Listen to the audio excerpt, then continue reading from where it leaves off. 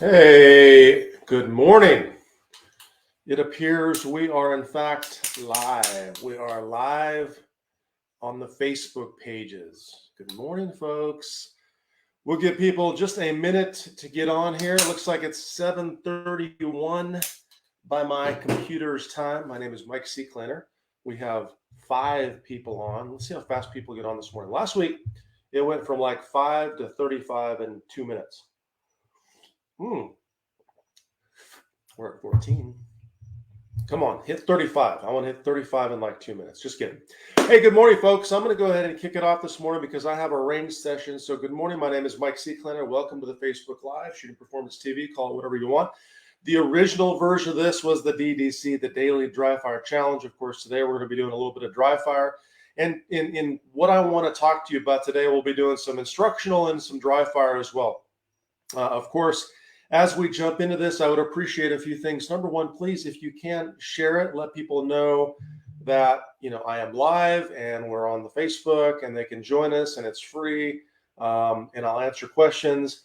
You can tell them what the subject is as well. If you have a buddy that's maybe not on Facebook right now, send them a text. Hey, jump on Facebook right now. Send them the link or whatever else so they can watch that. Also, if you are a member of mine, if you're a coin member, an American Warrior Society member, the logo that's behind me on the wall, or an ACSS member, please shout out to you. Put your member number there and let us know. Hey, if you're an ACSS member, by the way, that membership area is going through a bunch of improvements. I'm going to add a bunch of material to it. And it has all of the content that I'm talking about today, the draw and the transfers and the one-handed shooting positions, specifically from a competition type flavor, okay? And by the way, who do we have on? We have a bunch of people on. 40 people on this quick. John is on. Good morning. Jan is morning. Tony's on.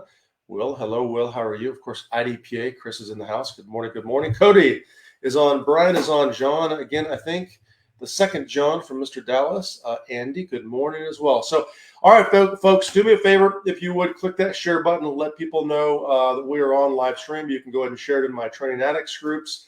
If you're a Quinn member, share it in the Quinn members group. If you're an ACSS member, you can check that out as well. If you're wondering what a Quinn member number is or an ACSS member, there are links in the show description. Click that as well. By the way, if you're watching this later on and you plan to follow along, welcome to the show. I realized after querying you last time, asking the question last time, how many people were doing this live with me, that a lot of you actually do the repetitions or go through the content later on, which is fine. I know some of you watch it at work and some of you do the material later on and actually do the work, but you got to put in the work. Today, we're talking about the draw and transfer. Of course, I'm not going to start any instruction until I show you some unloaded and clear firearms. And I have a couple different guns today. This is actually my Wilson Combat CQB Elite set up for single stack 40 in the USPSA division. And by the way, I brought a second gun to show you as well because I've been playing a lot with the different variations of these Techwell grips and magwell combinations. For example, on this gun, I have the skateboard tape variant. On the second one, I have my favorite color of grips. If you can see that beautiful blue hue, I really, really love these grips. But these aren't quite as aggressive to the grip itself. Now, these are actually on my 9mm. This is my CQB in 9mm set up for ESP. So there's some slight variations in the gun. But generally speaking, if you looked at these two 1911s, they're pretty much the same gun. They're identical in every way, shape, or form. You know, the mag release is a little different on this gun because it has to an IDPA. I did play with the two different grip variations. And what I found is I still like the skateboard tape a little bit better. I like the aggressiveness the skateboard tape offers. So maybe Techwell will make me a beautiful skateboard tape variety in blue. I don't know if they can color that blue or not. So anyways, that's what it is. But I have two unloaded and clear firearms. Of course, if you are doing this with me, you have to have unloaded firearms as well. So do me a favor right now. If you are sitting near a gun or have a gun and you're planning on dry firing or handling that firearm, check it. Make sure it's unloaded. If it's not unloaded, go ahead and unload it. Make sure you have a safe backstop and all that stuff in your area, because if you make a huge mistake, we don't want to put a bullet in a family member's room. So make sure you have a safe backstop. All other safety rules apply. Muzzle direction, trigger finger direction. All guns are always loaded. Make sure you double, triple check them. If you're not willing to comply by the safety rules, of course, I got to tell you to go somewhere else. But I don't want you to go somewhere else to just comply with the safety rules. Also, 2 magazines. I'm not sure if you can see these or not. I got little blue dummy rounds in my magazine. So those are blue marked dummy rounds set up for a little bit more weight in my magazine. I have kind of a weird combination here. These are 40. I know that because I'm getting ready for the single stack national. So I'm actually practicing today with my 40 gun in my IDPA gear because we're talking about the transfer of the one-handed positions. Anyways, good morning. Let's see who else is on. Ooh, Charmaine is on. Good morning, Charmaine. David is on. David H is on. Down Zero. Hey, Down Zero. How are you? Frank, using your cool fire. I love to hear that. Sheila McKinney is on. Good morning. Good morning. Hey, Bill Morgan, how are you, buddy? Nice to see you as well. Man, we got a bunch of folks on. 76 people live. All right, so we're just jumping right into it. A couple other items I want to talk to you about. Today's show sponsor is Livefire. This show is sponsored by the Livefire app. Let me pull up the Livefire app on my phone. And by the way, I was actually just reviewing my training log. So a lot of people don't get what this thing is. You can actually, or I can actually scroll through and look at every single practice session I've done, the round count or the reps in dry fire. And if you can see the titles on my logbook, you can see exactly what I'm working on. So like, for example, yesterday was USPSA standard stage number 2.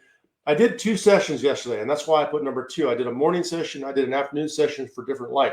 But this also has the repetitive part-time function on it, and it also has everything else. Of course, I can go to the feed and I can see who has posted stuff on the feed and what they did. So if you want to look at my notes and see exactly what I wrote in my training log, you can do that. You can check out the lesson learned on this one. The lesson was stay focused and really maintain grip pressure. As always, grip is the key. So I'm writing little notes. If you want to know what I write on there, you got to get in Livefire. You can check it out for free. There's a link on the app itself. So they are today's show sponsors. So let's get right into it, folks. So we're going to talk about a bunch of things. And by the way, Alex, I see you from Romania. That is incredible. Romania. Johnny from Florida. Good morning, Johnny. Derek from North Carolina. Good morning, Derek. How are you, sir? Good morning. Sheila is listening while driving to work. Well, Sheila, I hope you have a great day at work. And man, we got a bunch of people on. Doug Gregg is on. All right, Mr. Doug, how are you, sir? Good to see you as well. All right, Vincio. Good morning, Vinny. How are you, buddy? All right, that's all I see. So let's get into it today. So what I want to talk to you real quickly about today is I want to talk about safely transferring your firearm from hand to hand. And then I also want to talk to you about the one-handed position. Then we may do some draws and transfers. Now, in the last 2 live streams, I've been doing, what we call a part-time standards, which means I set up a part-time and we try to make that time. I don't know if we'll really work on a part-time today, mainly because this is more technical, but it's really important. I'll give you a great example. I just shot the Oklahoma State section IDPA match. And the Oklahoma State section IDPA match was a fantastic match. It had a lot of great stages, great crew, great SOs. But one of the stages had a variety of targets, and I'm trying to remember exactly how many targets they had set up. But if I remember correctly, there was a series of targets. 2 were closer, right? There were a set of 2 targets that were a little bit farther back, and then there were 2 even farther back with a non-threat on. And the way the stage description was, you have to engage at least 2 targets with your support hand, 2 targets with your strong hand only, and then 2 targets could be engaged freestyle is basically the way it worked.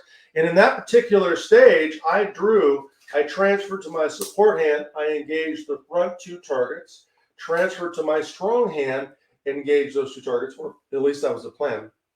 I had a variation of my plan. But the point was, I would have transferred to my strong hand, engaged the next 2 targets, perform my reload, and then engage the last 2 targets freestyle. So in IDPA, while we don't do transfers a ton, we still do them enough where you need to know how to do them properly and safely. And that's the key for today's live stream. In terms of switching hands, understand, folks, as we're getting into this is a competition type live stream. So if you're jumping on later on, or folks jump on in the comments and they're like, well, Mike, why would we do this? There's no tactical reason to change hands. Yeah, I got that. It's a competition focused live stream. And there are some tactical reasons in the defensive world why you might transfer hands. But the point is, do me a favor in the comments and let people know, hey, this is a competition live stream. If they looked at the title, they would understand that. So let's talk about, first of all, let me just give you a tip or a reminder on the one-handed shooting position. So when I'm shooting with 2 hands, my upper body triangle, right, is what controls the recoil of the handgun. basically forming a triangle with my two hands. I'm applying pressure with my right hand. I'm applying pressure with my left hand. I'm clamping the palms in. I'm gripping the gun really hard. That pressure controls the recoil. So when I take one hand off the gun and try to shoot, if you look at the position of the gun right now, and here's your tip, notice that the only thing behind the gun right now is my thumb. So I have my finger where my thumb is because my arm is out to the side. So to have a really good one-handed shooting position, I have two options. A, I can camp the gun over, right? And now the gun and arm are lined up, right? Or B, I can take the elbow and I can rotate it down behind the gun, whichever's more comfortable. But the bottom line is, once we get the arm lined up with the gun, if you notice now my arm is lined up with the gun, that's going to take all of that recoil for us and it's going to push it straight down the arm. Where if I have this shooting position, I fire, because now there's nothing behind the gun will rotate this direction when I fire, okay? Now, when I'm shooting with either of my hands, I always tell my students, get the arm behind the gun and get your body weight behind the arm. So if I took my arm and I canted it and rotated it slightly over, right? So now the gun is lined up with the arm. So now the arm is behind the gun, okay? The second tip, boom, because I'm shooting with my right hand, is to get my body weight on my right foot. Now for me, I'm going to take my non-shooting hand and I'm going to put it up on my chest, right? And I'm going to squeeze with his hand. But as I continue to orient around, you notice that this shooting position is aggressive and forward. I'm not standing upright. If you're standing upright, the gun will push you to the rear, right? That upper body posture has to control the recoil of the firearm.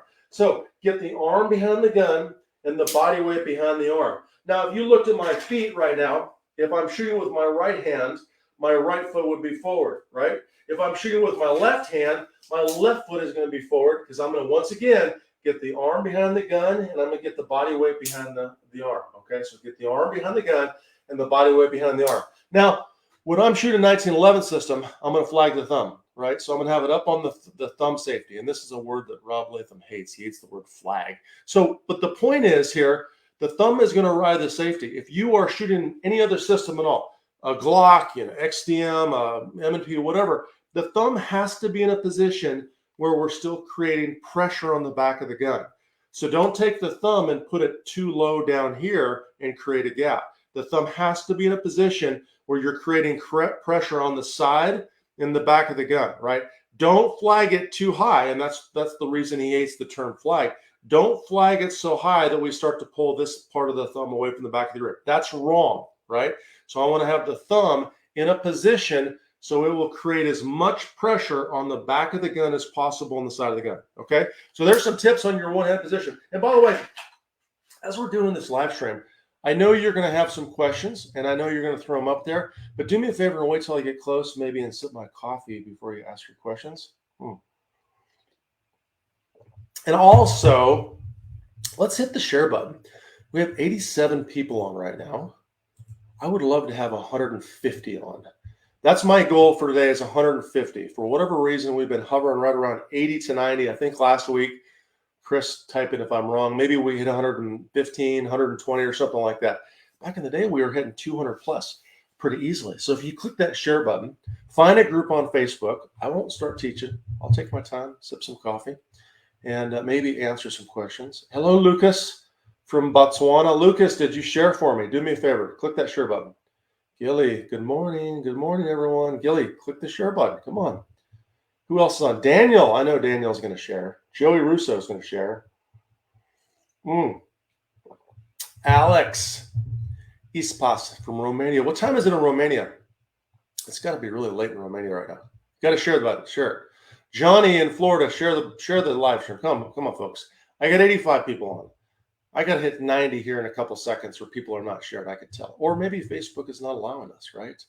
Come on, folks. Yeah, Rich, I will see you at the Nationals, man. I hope you have a great match.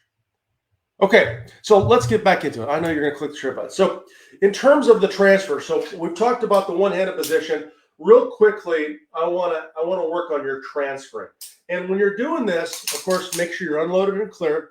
If you have a 1911 style system, I want you to have the hammerback. If you have a striker fired system, I want you to have the striker cock, the slide cock. So I want you to have it in that position so we can work on moving the gun from one hand to the other hand.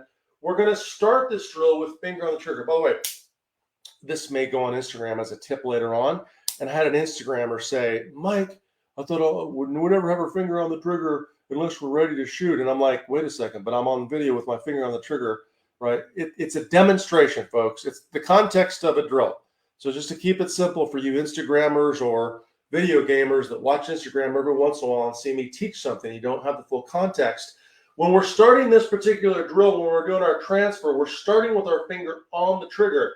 So I can teach you the aspect of taking your finger off the trigger and then putting it back on the trigger, right? I want you to have to learn how to take that position with the finger on the trigger, safely take the finger off the trigger, transfer, and then put the finger back on the trigger. One of the things that we don't do a lot is practice putting our finger on the trigger and taking our finger off the trigger and touching the slide. And with my students, if you were in a class, I would tell you in the safety briefing, if you're shooting, you touch the trigger.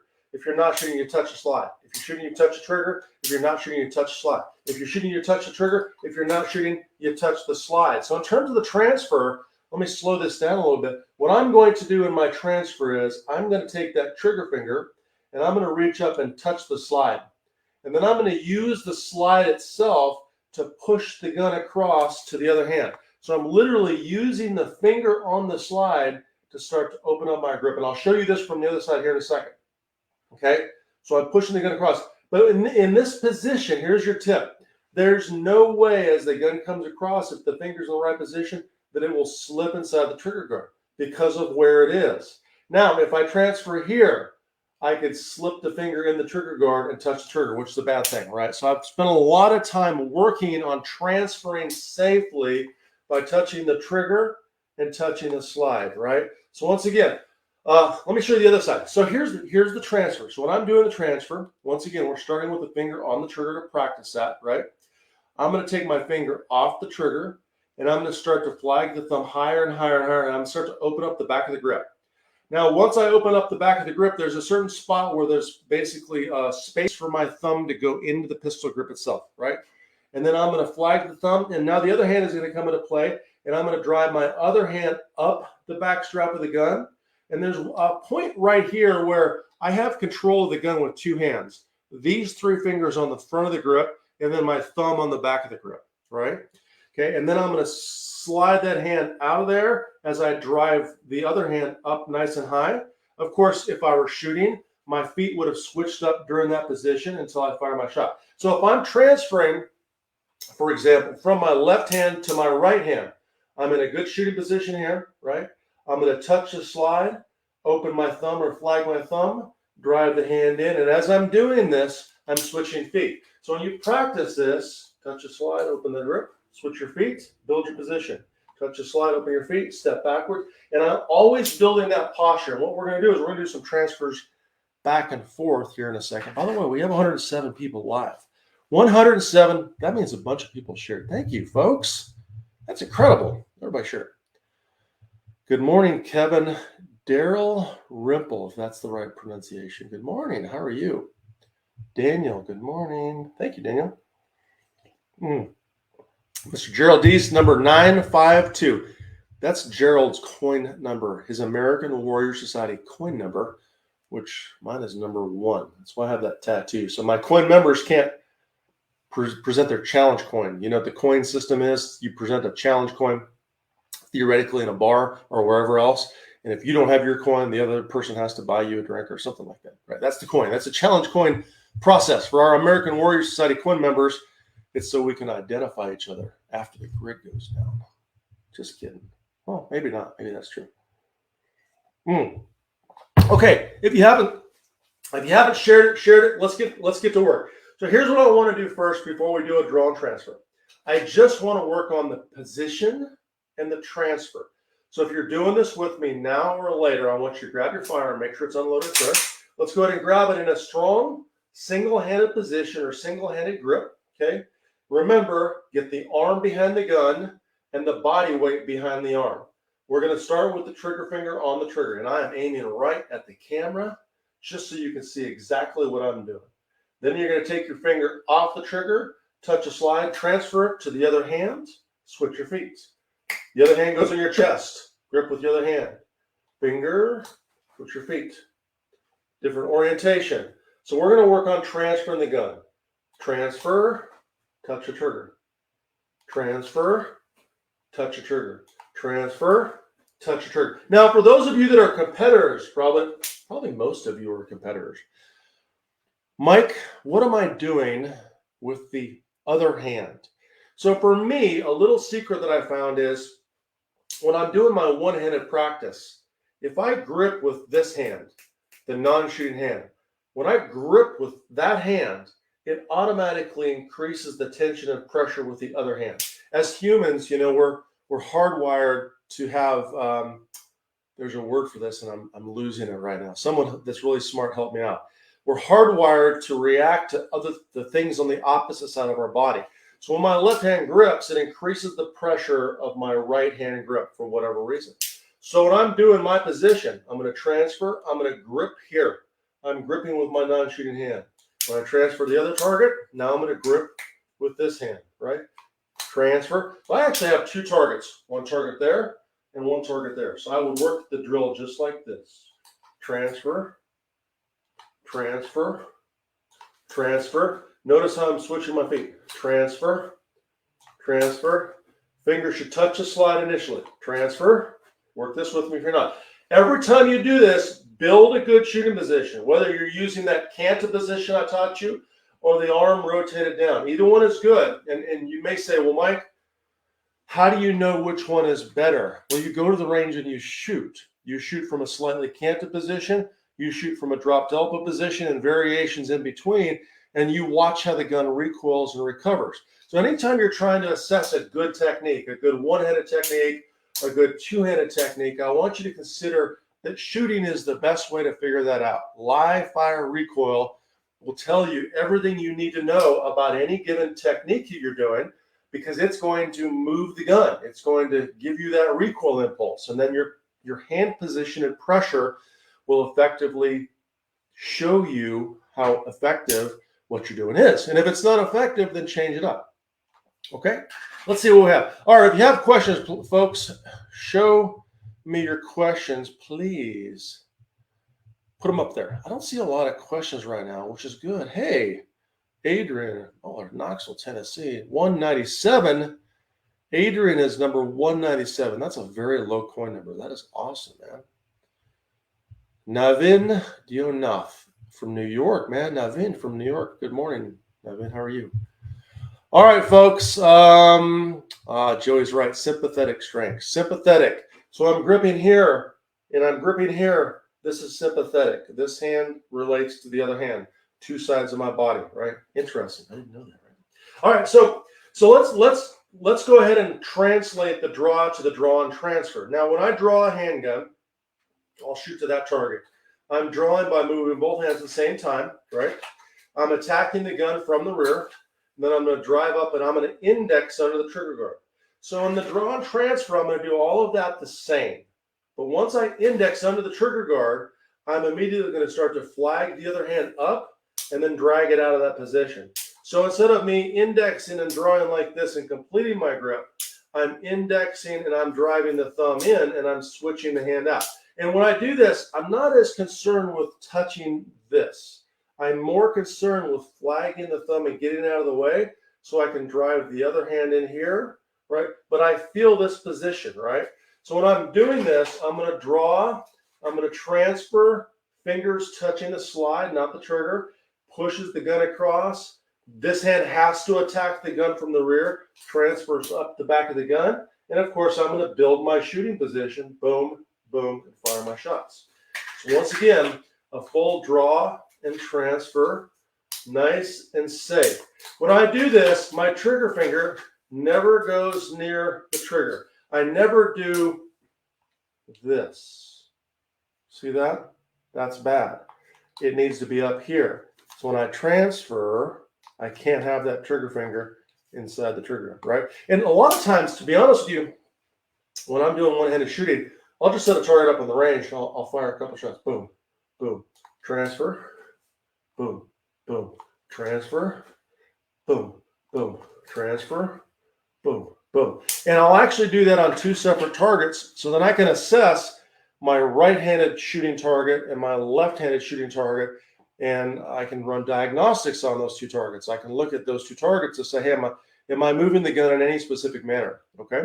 And here in a second, I'm going to give you the full secret of one-handed shooting. I'm going to give you another tip as well. Maro from Italy, good morning. How are you? Do I do the push-pull grip? Absolutely not, Piux. To go, I don't ever push and pull. I push and push basically with both of my hands. If you're talking about the two-handed grip, if you're not talking about the two-handed grip, please be more specific, and really should go back and check out the some of the YouTube videos we post in the Wilson Combat, and on my YouTube page I break down the grip in detail, so please give that a check out. All right, do I see any other questions? I don't see any other questions as well. Okay, cool. So here's a real secret for you. The single biggest factor in you gripping the gun properly and not moving it when you fire is your three supporting fingers. So these three fingers are the key. And I posted this on Instagram before. I posted this on social media because it's so important, folks. I can't tell you how important this is.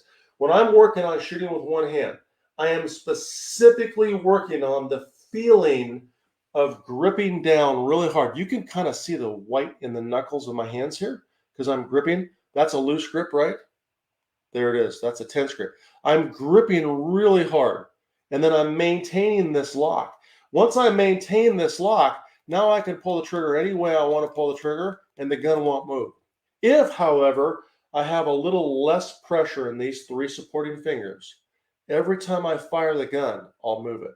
So those shots right there are all low left. Those are 3 or 4 inches low left or farther, depending on how far you are away from the target. This is the secret with one-handed shooting. You know, if you want to improve your one-handed shooting, focus on the three supporting fingers. Three supporting fingers, grip down, boom, boom, boom. Transfer the gun. Three supporting fingers, grip down, 1, 2, 3. Do a 3-shot drill, or even better yet, if you have the ammo, a 5-shot drill. A 5-shot pattern with two-handed recoil control or one-handed structure and recoil control will show you things that 2 shots will not show you. It will show you a breakdown in the grip because at any point in time, when you release these fingers and re-grip them, the gun's going to move, okay? So let's see what else I have as far as questions. Hey, Jay's from the Philippines. Chris, how are you? Good to see you. Cause. Francisco from Guatemala. Hello, Francisco. How are you, sir? Benny Jesus. So Benny, I think your question is, excuse me, you've never competed before, and several people have asked you to participate. Why not? I'd go to the match, do one. Really, it's not hard, and it's going to be fun, and then you're going to be hooked. Okay. Chris, can I review that in bullet points, brother? Give me more specifics on what I taught a lot so far. We've been teaching for 28 minutes, so tell me what you want me to bullet points, and I will be happy to do that. Chris Lee from Texas. Hello, Dallas. Anything that changes with a backup gun? Only 2 fingers. Dallas, no. To answer your question, not really a thing that I'm talking about the micro guns because we probably won't compete. But when we're talking about the grip process itself, whether I'm focusing on 2 fingers because I can only get 2 fingers on a very small revolver or backup gun, or a full 3-finger support, it's the same concept, right? The point is the supporting fingers in the hand are what moves the gun, right? So whatever you're doing with your grip, those supporting fingers have to be gripped down as much as possible, right? Once again, with that one-handed position, it's super important to understand when we talk about structure and position, I need to build the proper structure with my body and my arm. The proper structure will absorb the recoil. It will allow me to shoot a lot faster because I have the proper structure built. It's no different, than the structure in a house. A good foundation and structure in a house will keep the house from moving, right, in a hurricane or a tornado or whatever else. If I have a good foundation and structure in my position, where the arm is behind the gun and the body weight is behind the arm, that's going to help me control the recoil. But the motion, the movement of the gun itself when I'm shooting has nothing to do with the structure except for this part of the structure itself right here. which is why these 3 supporting fingers are so important. I can't tell you, like when I go and do one-handed positional shooting, I almost never focus on the trigger finger and the reset. I don't care as much about this. And don't mishear me. I'm not saying this is not important. What I'm saying to you is this is much more important than this. And I will put that out on social media until I'm retired or done shooting, because it's the truth. A lot of folks are so focused on their trigger finger and the aiming process, they forget about the supporting fingers. The supporting fingers are the key. They are the secret to your success in terms of not moving the gun, if that makes sense. Okay. Pux, what is the proper distance to zero in the gun? Pux, there is, I hope that's the right pronunciation. There's not really a proper distance. It depends on what you're doing and what you're shooting and et cetera, and what gun you're zeroing.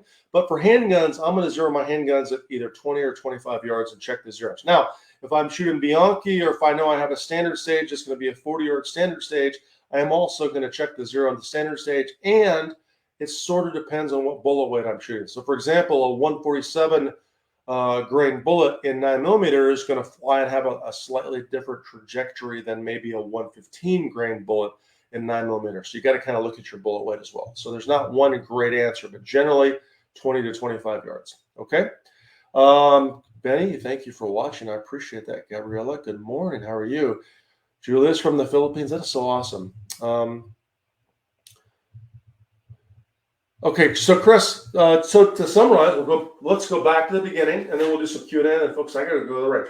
Number 1, in the one-handed position, get the body weight, on the right foot, and get the arm behind the gun. So once again, if you look at my gun, my arm is lined up behind my gun.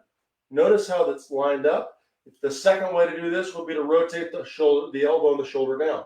Either way is acceptable, but the point is the gun and the arm are lined up. The second thing I'm going to do is I'm going to get the body weight behind that arm. So get the arm behind the gun, the body weight behind the arm. So if I'm shooting with my left foot, the arm is behind the gun, the body weight is on the left foot. I can pick up my right foot without a problem. Okay. Number 2, grip the 3 supporting fingers and lock them down. So grip and then maintain that grip. That's probably the single most important thing I'm trying to feel when I'm practicing with one hand. And last but not least, the offhand is going to be clamping down as well, right? It has that symbiotic relationship where when I squeeze harder with this hand, it increases the pressure with the last hand. And then if you're not shooting in 1911, if I'm shooting 1911, I'm going to ride the safety, right? That's where my thumb is going to be. If I'm not shooting 1911, though, I may have the thumb down here somewhere, a little bit lower. But the point is, I want pressure on the back of the gun. So I don't want to take the thumb and move it too low down here. So now there's a gap. I don't like this thumb position. I don't think you'll have as much success. It needs to be higher along the frame and pressuring the side and the back of the gun. Okay? So consider those. When you're doing this, make sure you're gripping the gun hard, and then there should be no motion. We should never be doing this when we're firing the gun itself. Okay? So hopefully that helps you summarize. Lock tips to lock or all digit, Chris. Just lock them. Grip, grip, grip. That's it. There's no locking anything. Once you grip, everything is locked up. I'm never shooting like this. I don't do this. Boom, boom, boom, boom. I do this. Boom, boom, boom, boom. Make sense? Because every time we move the gun, this gripping action, if you watch the front of the muzzle, this gripping action here, that's low left, right? That's 4 or 5 inches, probably low left or farther. That on a 10-yard shot, that's way low left. Boom, boom. I want to grip. Now, boom, boom, boom, boom, boom. Okay? And that's going to help you lock that gun down.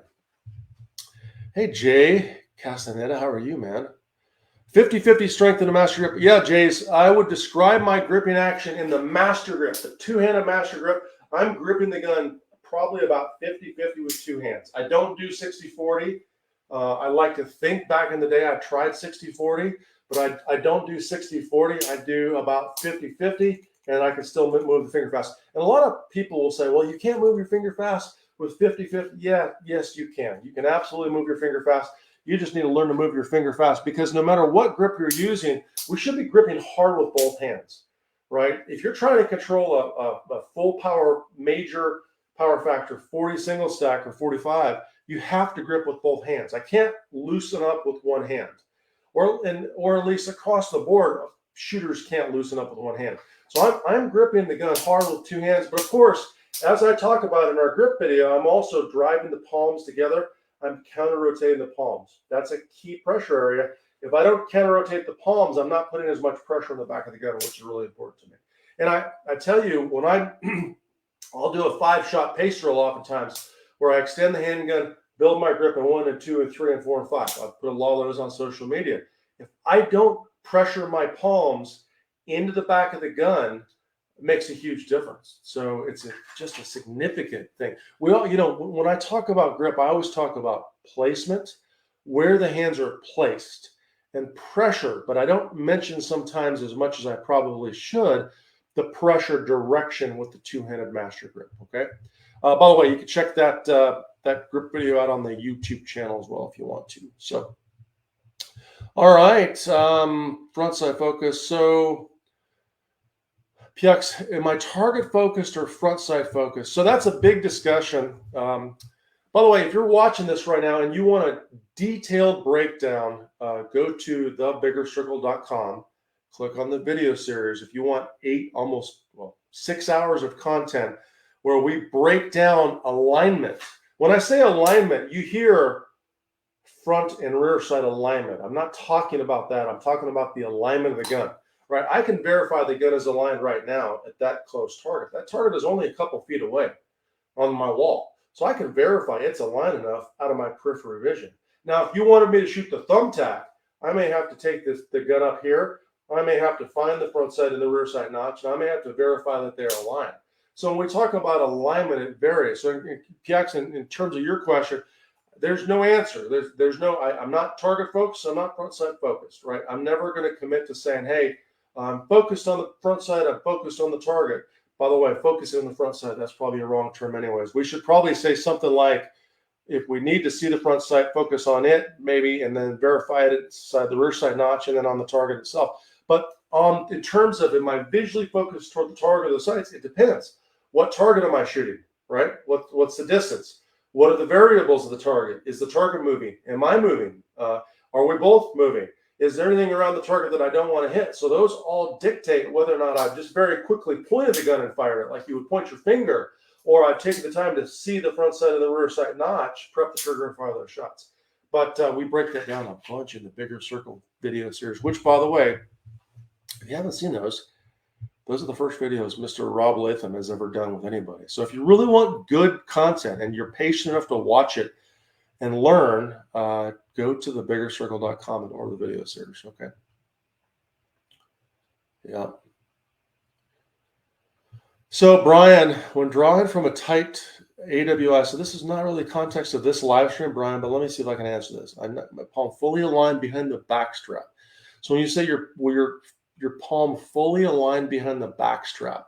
So in terms of Brian's question, if you're talking about your strong hand palm, right, we're talking about what I call index point 1 when I'm drawing the gun. Index point 1 is the contact of the web of my hand and the tang or the beaver tail area of the firearm, right? This is the contact point that tells me if the gun is aligned or misaligned in my hand. So the second I grab the handgun, I don't have it inside the waistband holster, and I'm not going to put one on for this live stream. But when I make contact with the gun in the holster, I know right away if I'm making the right angle of my grip or if I need to adjust my hand, if that makes sense. So if I were drawing from a waistband appendix position, it would be here. The index point is the same, Brian. So you need to learn to feel that index point, right? I strongly recommend, once again, go to my YouTube channel, check out the appendix of the draw process when I did the 5x5 challenge series. It's a free series of videos, and I talk about that draw process from concealment. But you probably need to drive that palm in and really pay attention to how you're indexing and making contact with the grip of the handgun. Folks, if you're not, I'm getting a little off context, but that's okay. If you're talking about the draw, there are 3 index points. Index point 1 is in the holster. Index point 2 is when I start to index the trigger guard itself. As the hands are coming together, there's a specific spot that I want to touch. And then index point 3 is when the 2 thumbs rotate together, right? When those 2 thumbs rotate together, they tell me everything I need to know whether or not the sights are aligned or not aligned. And I know that before the gun ever stops on target. Okay, so give that a shot. Brian, and see if that helps you out. PX, thank you for saying that. I appreciate that. So, all right, folks, I don't see any other big questions. I am looking through these. Hey, CH Risk Chris Lee from Texas. Good morning. Okay, I don't see any other new questions, but if you have a new question, throw it up there. 75 live viewers. Man, maybe we should go back to Thursday mornings, Chris. It seems like we can't break 100 or barely break 100. Maybe people are not into this stuff anymore. Just kidding. All right, if you have a question, please let me know and I will answer it, and then we'll get off here. I got to go to the range today and shoot some guns. Chris is right. Judy chop, right? It's not a karate chop. It's a Judy chop. Brian, you're welcome. By the way, folks, when you're doing anything at all, whether it's the draw and the transfer or your draw, just pay attention to what you're feeling on the handgun. You know, there are key touch points or index points in everything you do. And if you learn to pay attention to what you're feeling, you know, versus what you're seeing, everybody focuses so much on seeing the sights or touching the trigger. Your trigger control, you know, what'd you see? Did you see the front sight? All these things that we talk about that are maybe a little extraneous. What you're feeling on the gun tells you everything. Like, right, I don't need to look at my sights to know the gun's pointed to the left or the right. What I feel on the gun is going to tell you a lot. So I want you to pay attention to, you know, as you're drawing or you're transferring or you're shooting with one hand, whatever you're doing, I want you to pay attention to what you're feeling on the handgun. What do you feel, right, when you draw the handgun? When you go through those index points, are you feeling index point 1, 2, and 3? And I'll name them. Here we go. 1, 2, 3. There they go. I felt that. So by the time the sights get up to that target area, I kind of know where the sights are. I know if I need to fix them. And here's the deal.